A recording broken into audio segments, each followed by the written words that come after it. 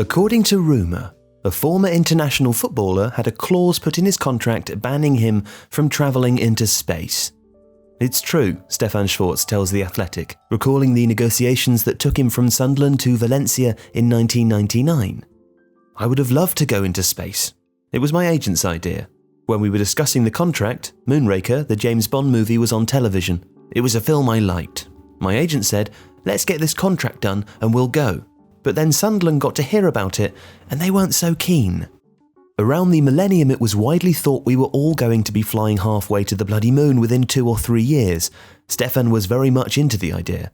We'd paid a lot of money for him, and then it came out that his agent had already booked, or he was going to book, one of the first flights into space, so we thought we'd better do something about it.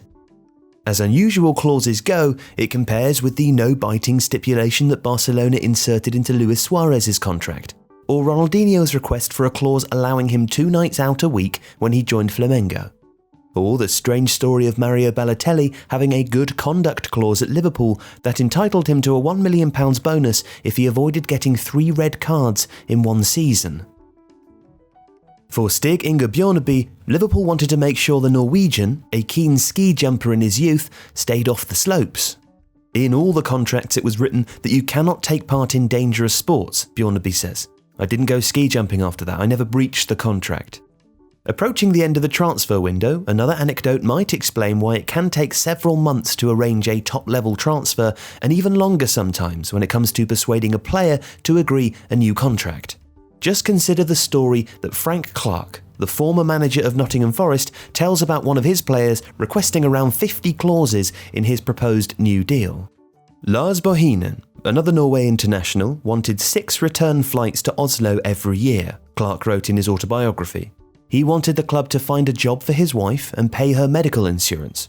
He requested a clause to stipulate he was always used as an attacking midfielder, and if he wasn't in the first team, he wanted the right not to play for the reserves. A new car was on the list, and according to Clark, Bohinen wanted a clause promising the club would waive UEFA and FIFA regulations in the event of an official dispute. And a new floor. Bohinen didn't like the carpet in the house the club had already bought him. Apparently the fluff was getting up his nose. Bohinen, who was rated around the £2 million mark, didn't end up signing the new contract because Blackburn Rovers activated a £750,000 release clause in his initial deal. Harry Redknapp, an alumnus of football's old school, is fond of recounting the time that he was trying to sign Jermaine Defoe for Portsmouth, and a problem cropped up with the player's contract negotiations. Defoe, who was at Tottenham Hotspur, was being represented by his mother, Sandra, and she was asking for a goal bonus to top up what he would earn as his basic salary.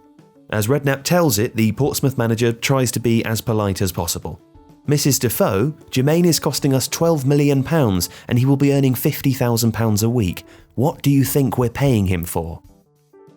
At Barcelona, they still remember Frank Rijkaard's anger when he found out that Javier Saviola, the Argentina forward, had a clause in his contract entitling him to an extra €6,000 for every goal he scored. Rijkaard wondered how it might affect the striker's mindset, even subconsciously, in the fraction of a second before deciding whether to shoot or pass. Nowadays, however, the Athletic's research has found that players do not just have goal bonuses written into their contracts almost as a matter of routine, but also receive a hefty payment for each one they set up. This goes all the way down the lower divisions too, with one League One club paying a player £500 every time he contributes an assist, even if it's just winning the free kick that a teammate fires in from 25 yards or playing a simple pass before somebody else beats 3 opponents to score. They all count. There are clean sheet incentives for goalkeepers and defenders, as well as the traditional win bonus. It's commonplace to get a payment for every draw. Everyone in a squad of 18, even the unused substitutes, usually gets the bonus for Premier League and Championship clubs. Players might also be eligible for 25% for being part of the travelling party, even if they don't make the bench. In some cases, it's at the manager's discretion, although further down the leagues there are clubs that operate by the simple rule, no win, no bonuses. Now the wording is important to prevent the kind of disputes that led to a brief skirmish between Jamie Vardy and Leicester City when he made his England debut, banking a £100,000 bonus in the process. Vardy's contract stipulated he was entitled to the money if he started or came on before the 75th minute.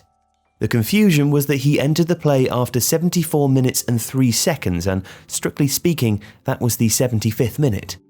Vardy got his money, and to put it into context, one of the contracts seen by The Athletic shows how much an England footballer from the 1990s received for international recognition, a lot less than Vardy, at £5,000 per cap. International bonuses are a regular feature in Premier League contracts, due to the reflected glory for the clubs and the general belief that the valuation of a player goes up when he represents his country. They are also written into the contracts at a number of Championship clubs, though sometimes more for effect, in the same way that Manchester United have apparently offered Bruno Fernandes a bonus for winning the Ballon d'Or. A number of clubs also operate a positional bonus, whereby a sliding scale of payments is attached to the team's league position after every round of games. The higher up the table, the higher the bonus, and the more appearances the player makes, the more he earns. This is something Ferran Soriano successfully built upon as Barcelona's general manager. Soriano, now the chief executive at Manchester City, introduced a scheme whereby 2/3 of the players' salaries were fixed and the remainder was performance-related.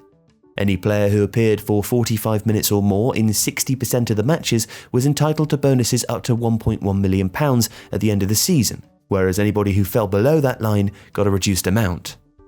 To flick through the modern-day contract is also to get a better understanding of why footballers are often so much more quotable once they've stopped playing. At Manchester United, for example, there are seemingly endless clauses relating to what is expected behaviour-wise. The idea is to make sure the club always sparkles as a brand without players expressing any negative opinion in the media. The consequences are listed under the section Disciplinary Procedure and Penalties, and when you consider the amount of money that could be lost in fines, it becomes easier to understand why the players, on the whole, are willing to toe the line. The contract information obtained by the German magazine Der Spiegel, then published in the Football Leaks book, offers the most mind-boggling accounts about the riches on offer to the Category A players. The details, for example, of Arsenal paying Pierre-Emerick Aubameyang £18.2 million on top of his £198,000 per week salary when he signed from Borussia Dortmund, including a £15.15 million loyalty bonus and £50,000 every time he started a league match, or most remarkably, the Champions League bonus of £2.26 million, which the striker purportedly received even though Arsenal had failed to qualify. Star players earning star wages is nothing new, of course. Kevin Keegan, who negotiated his own playing contracts, arranged himself a cut of Newcastle United's gate receipts when he moved to St James's Park in 1982, earning himself a fortune because of the sudden spike in attendances. Keegan was a trailblazer when it came to what would now be called player power, arranging a clause at both Liverpool and Hamburg that he should be allowed to choose his next move as long as the potential buyer offered £500,000 for him. In those days, it was virtually unheard of for footballers to insert those kind of stipulations, but it was my career and I wanted to be in control of it, Keegan explains in his autobiography. I didn't like the idea that I might want to sign for one club only and be sold somewhere else, a club I might not necessarily want to join if a higher bid came in. Today, players are warned that handing in a transfer request can mean relinquishing multi-million-pound loyalty bonuses. The wording of their contract states more clearly that a transfer happens only with the club's consent. In some cases, the contracts even state which clubs they are not allowed to join. There have always been rumours of anti-Barcelona clauses for Real Madrid players and vice versa, and Liverpool never denied the Football Leaks claim that Roberto Firmino had an anti-Arsenal stipulation in his contract. Revenge, apparently, for the London club trying to trigger Luis Suarez's buyout in 2013 with the now infamous £40,000,001 bid. The biggest change, however, is undoubtedly the advent of player power, in an era when the employees, rather than the employer, increasingly call the shots.